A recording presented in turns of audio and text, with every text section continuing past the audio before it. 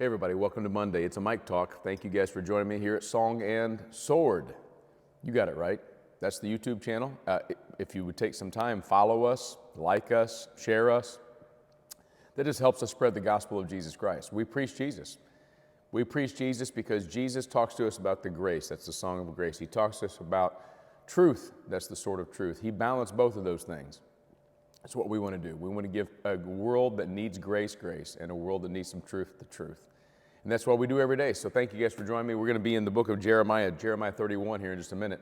A couple things. Yesterday was awesome again, and we're so blessed. I'll update you on a few things. After yesterday's offerings and a check that came in, we're up over $1,200, maybe $1,300 now in our building fund. And we're praying, even in the next couple days, looking at some places where we might find a permanent place here in Bloomington Normal to do our ministry. And we're excited about that. And so be praying for us. 149 every day. Pray for a Song and Sword. Also be praying for the students of our church. One of the cool things I'm doing this coming Sunday, I'm hosting our students, our junior high and high school kids. They're coming over for pizza with the pastor. And we're just going to hang out, and I'm going to listen to them, and we're going to talk about possible ministry ideas to hang out with the students. Guys, you know, deep in my roots is children ministry and youth ministry. That's what I did before I became a preaching pastor. I've been a preacher forever. I always say this, I was a preacher trapped in a youth minister's body for a long time, but did a lot of preaching and a lot of hanging out just in places like this in my living room with teenagers. So if you have teenagers and you want them to come to my house this week, I need to know. So let us know through our website. Go to songandsword.com and let us know. Leave us a message that, hey, my kids will be there. 4 o'clock this Sunday, we're going to do pizza. I want to really, really pour my heart and soul into the next generation. Those of you out there who are former youth group members of mine, you were in your teens 20, 30, 35 years ago. You guys are a part of that heritage. So I'm glad to share that with you guys today. Love you all. Blessings on you.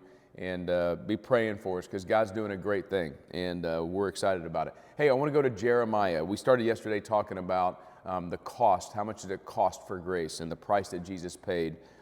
Jeremiah 31, by the way, that's still on the YouTube channel. Go and watch that sermon.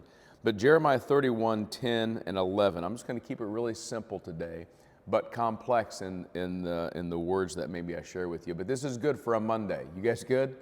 It's Monday. We got to do this week. Here we go. Jeremiah 31:10, hear the word of the Lord, O nations, and declare it in the coastlands far away. Say that he who scattered Israel will gather him, and he who and will keep him as a shepherd keeps his flock. For the Lord has ransomed Jacob and has redeemed him from the hands too strong for him. Those two words are an important part of our lives as followers of Jesus Christ. Ransomed and redeemed. Ransomed and redeemed. Ransomed is a Hebrew word that just means release. It literally means to loose. So in other words, God through Jeremiah has said, you guys are going into captivity because you didn't listen to me. But you nations that I'm using, you hear this? God's using nations to help his people come back to him.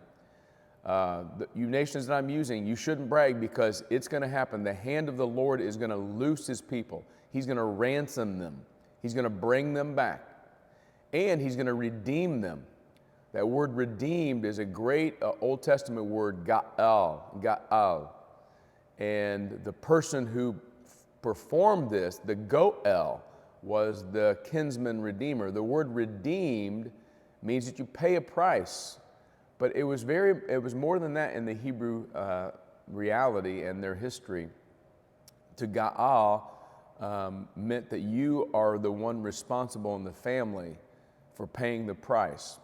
This could happen with someone's wife or family that had been sold into slavery. You would pay a price. Or their land was taken away. You would pay a price.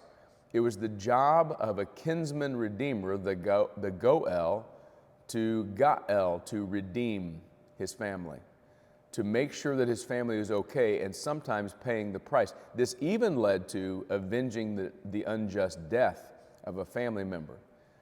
You are the one that's going to execute payment for what's going on. And of course, you can't look to the Gael or the Goel without thinking of Jesus Christ, the kinsman redeemer.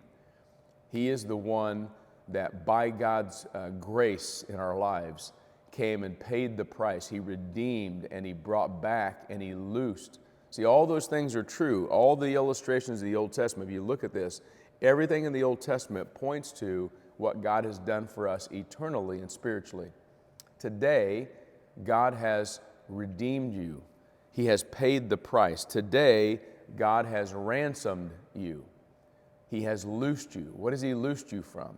He's loosed you from all the sin and all the pain and all the death that comes from sin in the world. He has ransomed you from that. He has redeemed you, and He did it by His death, burial, and resurrection. That's the work of Jesus on the cross. And that's the work of Jesus eternally. Because someday, all the stuff you face today, all the heartaches, all the hardships, all the setbacks, all the fears, all the stuff that you might be dreading on this Monday, there is a God who through Jesus Christ has ransomed and redeemed. And someday, eternally, He will loose us from this place. And He will bring us back to be His own, because He has called us His family. That's a good word today on this Monday. I hope you guys are well. Enjoy some coffee. I think it's going to warm up a little bit today, so God bless you guys. It's turning to spring soon. Love you. Peace.